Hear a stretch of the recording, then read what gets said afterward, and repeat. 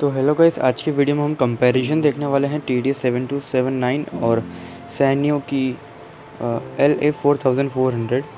ये वाली ओरिजिनल सैनियो की चिप है। ये अगर रोटो फोकस होता है देख सकते हैं, वहाँ पे इंडिया भी लिखा हुआ, मतलब ये ओरिजिनल चिप है जो कि सैनियो बनाती है। तो अगर हम सबसे पहले बात करें सैनियो की, तो ये ओरिजिनल चिप है, लेकिन तब भी मेरे को उसके इतने सारे कनेक्शन जोड़ने पड़े हैं। वैसे इसके सर्किट में डिमांड तो और ज़्यादा है, और ये अच्छा ऐसा एम्पलीफायर है जो कि 19 वॉट दे देता है।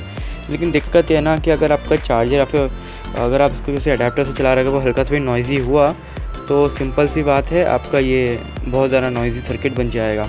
अब अगर हम लोग सैनियो की बात करें तो इसमें क्या क्या स्पेसिफिकेशन है। ये दरअसल 6 वॉट का डुअल आउटपुट वाला आईसी, मतलब स्टीरियो आईसी तो नहीं है, ये स्टीरियो आईसी बिल्कुल भी नहीं है।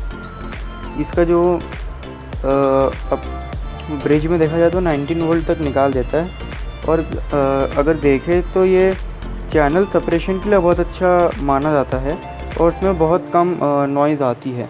लेकिन ये तभी होगा जब इसको आप बैटरी से या फिर एक बहुत कम नॉइज़ के अडेप्टर से काम करवा रहे हो, और ये हाई और लो फ्रिक्वेंसी के बीच में बहुत कम डिस्टॉर्शन करता है, इसलिए इसको बड़े बड़े एम्पलीफायर्स में भी यूज़ किया जाता है सैनियो को।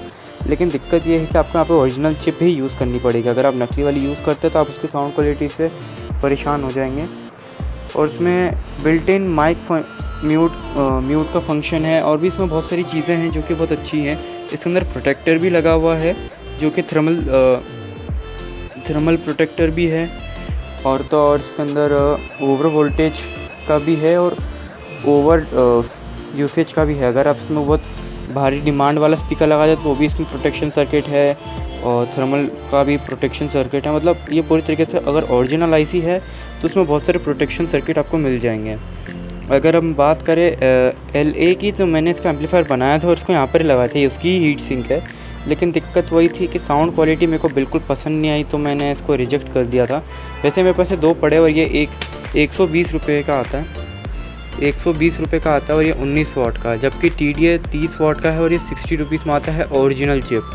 ठीक है, तो ये बात है। अब देखा जाए तो इसमें सबसे बड़ी बात ये है कि इसको आप 6 वोल्ट से लेकर 18 वोल्ट तक करंट दे सकते हो, और ये ले भी लेगा।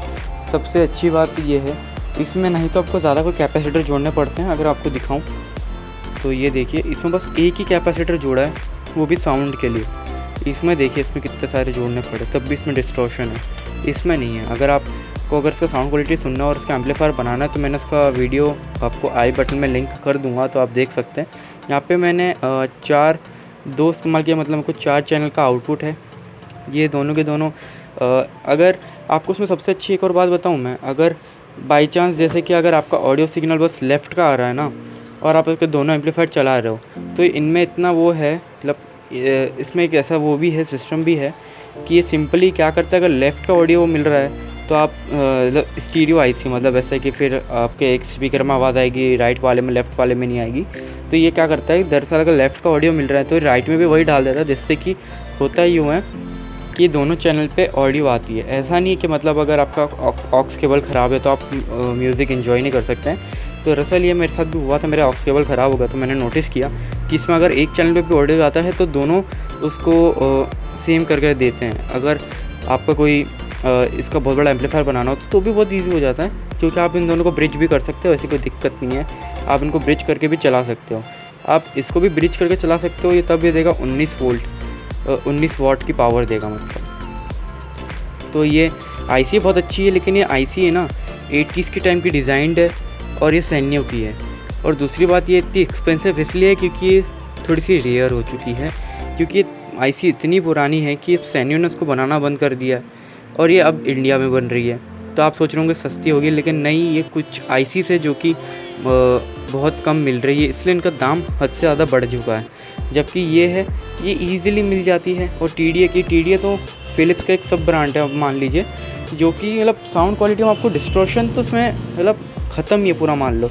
और प्लस ये दोनों ना इंटरनली अपना गेन भी फिक्स कर लेते हैं। जैसे कि अगर आप कोई गाना दे रहे हैं जिसमें कि वोकल्स बहुत ज़्यादा हाई है, बेस बहुत ज़्यादा कम है, तो ये क्या करता है, उसको एकदम पूरा फिक्स करके एकदम स्टेबल ऑडियो बना देता है, एकदम पूरा स्टेबल बना देता है। अगर आपके इसमें बेस ज़्यादा है, वोकल्स कम है, तो इसको पूरा स्टेबल करके दे देगा। और जो इसमें बेस आता है ना, सैन्य उसके मुकाबले। अगर आपको वीडियो अभी तक पसंद आई है तो लाइक कर दीजिए, अगर नहीं आई तो डिसलाइक कर दीजिए, और अगर आपको ऐसी और वीडियोस देखनी है तो आप सब्सक्राइब कर लीजिए, है ना। ये दरअसल फ्लैट ऑडियो जो आती है ना अपने को, फ्लैट जैसे पियानो वगैरह में, ये दरअसल उसमें यूज़ होती है। ये जैसे कि अगर आपको किसी टीवी में फ्लैट ऑडियो चाहिए, बेस बिल्कुल नहीं चाहिए, तो आप ये इसको यूज़ कीजिए, बहुत अच्छी क्लैरिटी आएगी। अगर आपको बेसी थम्पी म्यूज़िक सुनना है तो ये बनाइए, मतलब क्या बेस एकदम बहुत भयंकर बेस आएगा।